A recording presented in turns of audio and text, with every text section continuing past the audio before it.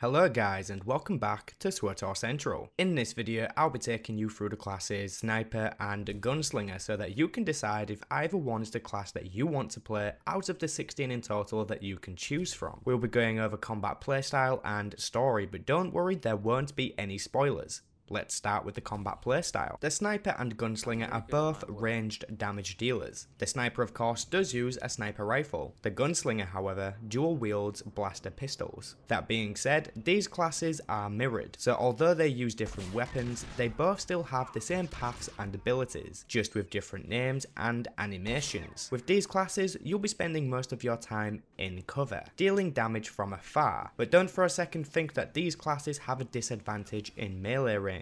In fact, when played very well, the Sniper can be just as hard to kill as a tank. These classes in particular are quite different from all the others, in the regard of mobility. While yes, they can move around and even have a roll ability, much like the Operative and Scoundrel, but to get the most out of these classes, you'll need to be stationary. This is compensated though through good defensive abilities and great utility points to take. It's also arguable that these classes are among the best in the game for damage dealing, and I don't just mean in this current patch. They have been consistently good throughout the game's existence. The learning curve to master these classes can be considered steep, but it is still fairly easy to be introduced to the classes and learn through experience as with others. Some of the noteworthy abilities the Sniper and Gunslinger have are the long distance roll, which you may recognise from the Operative and Scoundrel. However, this roll travels further and can be used a second time with the use of another ability. You'll also have a large shield which can be placed around your group, which is great for both PvP and PvE. Last but not least, you'll have the XS Freighter Flyby with the Gunslinger and the Orbital Strike with the Sniper.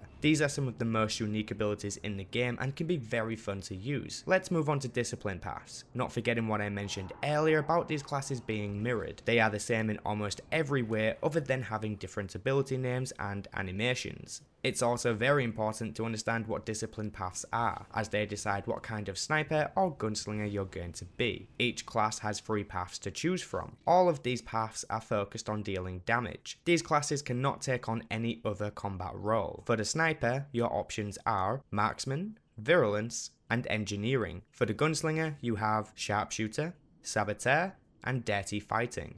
Let's begin with the Sniper. Marksman is a path focused on single target burst damage. You'll have access to abilities with names such as Ambush and Sniper Volley. This is probably the easiest of the 3 to learn if you are a new player who isn't familiar with SWTOR combat. With this path you can sit back from afar and just focus all your damage onto one enemy. That being said, that one enemy will be defeated very quickly if they don't defend themselves. Even then, it might be too late. Next up is the path Engineering. This path focuses on AoE and some burst damage. AoE stands for Area of Effect, which basically means you can deal damage to an area of enemies versus just one target. You'll have access to abilities with names such as Explosive Probe and EMP Discharge. This one is arguably the hardest to master. When you do master it, only the most formidable of foes will stand a chance against you. Just remember that with great power comes great responsibility. This path also has great utility abilities and plenty of CC and stuns, making this a preferred spec for PvP.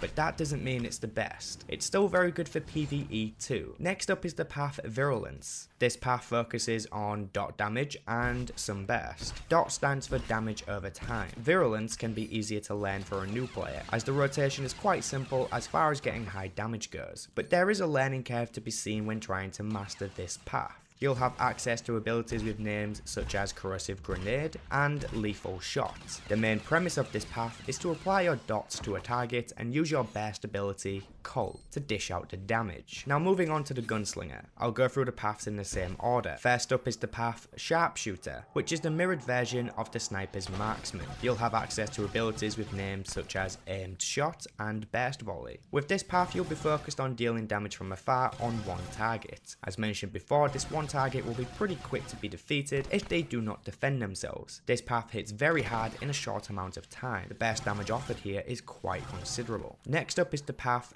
SWTOR. This is the mirrored version of the sniper's engineering path. You'll have access to abilities with names such as Shock Charge and Sabotage. This path focuses on AoE damage, which is damage you deal to an area of enemies, along with some burst damage. As stated before, this is arguably the most difficult path of the three to learn. This path is also one that is preferred for PvP, as it outputs a high amount of damage to an area of players, and can be quite the nuisance to an enemy team who isn't prepared to deal with it. This path is still very good for PvE too. Lastly, we have the path Dirty Fighting. This is the mirrored version of the sniper's virulence. This path focuses on dot damage, which is the damage over time abilities and some burst damage. You'll have access to abilities with names such as Wounding Shots and Dirty Blast. This can be an easier path to learn, but even harder to master. You will become a force to be reckoned with. We'll see how the force users hold up when you throw a shrap bomb at their face. Let's move on to story. Now, seeing as the sniper and gunslinger share the same storyline as the operative and scoundrel, I'll just give you the same rundown as I did before. Starting with the sniper, this class starts you out on the planet Hutter. As you can tell from the name, you'll be meeting Huts. Now, the sniper story is one of the leading stories in this game. It has been written and executed in a way that gets you very immersed and excited to see what happens next. On your arrival to Hutter, your mission is to go undercover and convince a powerful Hut to ally with the Empire. You'll use deception and phony accents to worm your way in, which isn't the first time you'll make use of such skills. Eventually, you'll find yourself falling down the rabbit hole and discovering a few things that lead you to investigate allies. This storyline is the perfect example of how a non-force user can influence the Empire and change its due course. This brief summary is all you'll get from me, as this story should be experienced firsthand by yourself. Now we have the Gunslinger storyline.